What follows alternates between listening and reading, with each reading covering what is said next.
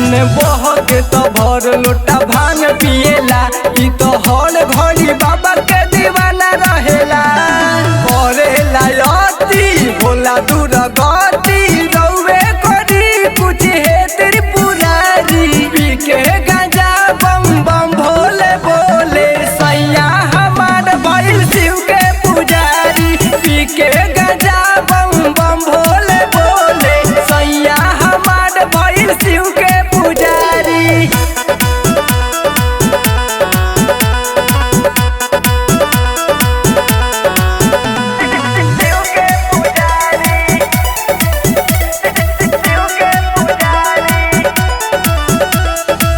भेष बना के महाकाल भइल। आँख दुनू एक लाल भइल। गांजा भांग नहीं छोड़े एक लत भइल बा।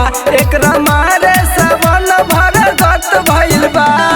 राइटर संदेश संदीप सनेही जलवा ढारेला पहिला समारी। पी के गांजा बम बम भोले बोले सैया हमार भइल शिव के पुजारी। पी के